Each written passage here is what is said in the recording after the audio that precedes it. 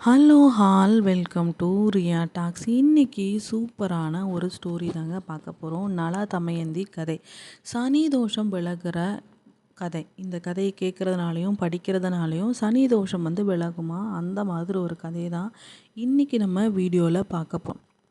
ஆகுகன் ஆகுகி அப்படின்னு 2 வேட தம்பதியர் காட்டில் உள்ள குகையில் வசித்து வராங்க. அந்த வழியே வந்த துறவி ஒருவரை அவங்க உபசரிக்கிறாங்க. இரவாகி விட்டதுனால குகைக்குள்ளே துறவியும் ஆகுகியும் தங்குறாங்க.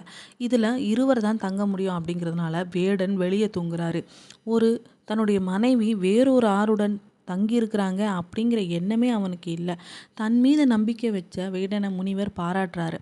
அயர்ந்து உறங்கிய வேடனை ஒரு மிருகம் கொன்று விட்டது. விஷயமறிந்த ஆகுகியும் உயிர் துறக்கிறாங்க. சுயநலமில்லாத இந்த தம்பதியர் மறுபிறவியில் நல தம்பதியாக பிறக்கிறாங்க. துறவி அன்னப்பிறவியாக பிறக்கிறாரு.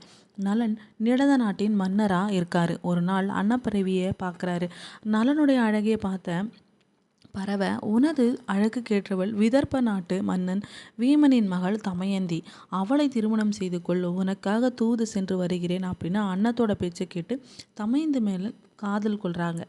இதனிடையே சனீஸ்வரன் உள்ளிட்ட தேவர்கள் தமயந்தியை விரும்புகிறாங்க. அவங்களுடைய சுயம்பரத்தில் அனைவரும் பங்கேற்கிறாங்க.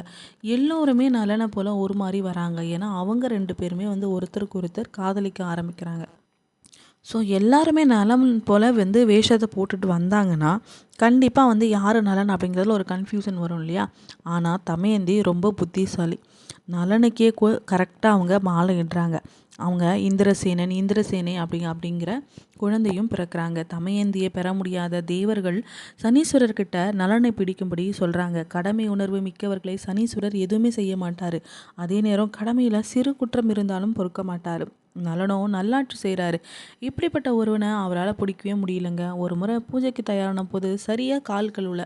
இதை கூட சரியாக செய்யாத மன்னன் நாட்டை எப்படி ஆள முடியும் அப்படின்னு கருதிய சனியும் அவரை பிடிக்கிறாரு. ஆக்சுவலி இதுதான் சாக்குன்னு அவர் வெயிட் பண்ணுறாரு.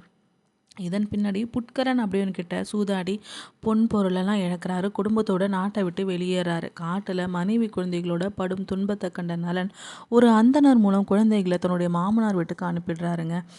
ஒரு மனைவியும் பிரிகிறாரு. நடுக்காட்டில் தவிக்கிற அவளை ஒரு மலைப்பாம்பு சுற்றியது. ஒரு வேடன் அவளை காப்பாற்றுறாங்க. ஆனால் அவள் மீது ஆசை கொண்டு விரட்டுறாரு. தப்பித்த அவள் சேதி நாட்டை அடைந்து பனிப்பெண்ணாக இருக்கிறாங்க. ஒரு வழியாக அவளை தமயந்தி தந்தை கண்டுபிடிச்சி வீட்டுக்கும் அழைச்சிட்டு போகிறாருங்க. தமயந்தி பிரிந்த நலனும் காட்டில் கார்கோடன் அப்படிங்கிற பாம்பு கடிச்சு கருப்பாக மாறாரு.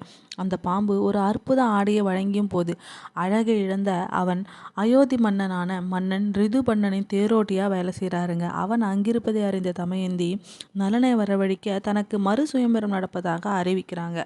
ரிதுபண்ணன் அதுக்கு புறப்பட நலனும் வருத்தத்தோடு தேரோட்டியா வராருங்க. அப்ப நலனை பிடித்த சனி நீங்கியது. தேரோட்டியா இருந்த நலனையும் தமயந்தி அடையாளம் காண்டுக்கிறாங்க. நலன் கார்கோடகன் அளித்த ஆடையை அணிந்து தன்னுடைய அழகான சுய உருவை மீண்டும் வாங்கிக்கிறாங்க. திருநள்ளாறு தலத்தை அடைந்த போது 7.5 சனி நீங்கியதுங்க. சனீஸ்வரர் நலன் முன்னாடி தோன்றி தன்னால் ஏற்பட்ட கஷ்டத்திற்கு பரிகாரமாக வரம் தருவதாக கேட்குறாரு. உடனே சனீஸ்வரரே, நான் பட்ட கஷ்டம் யாருக்குமே நேரக்கூடாது, என் மனைவி பட்ட துன்பமும் எந்த பெண்ணுக்கும் ஏற்படக்கூடாது, என் கதையை படிப்பவர்களை நீங்கள் துன்புறுத்தக்கூடாது அப்படின்னு வரம் கேட்குறாரு. சனி பகவானும் அருள் புரிகிறாருங்க.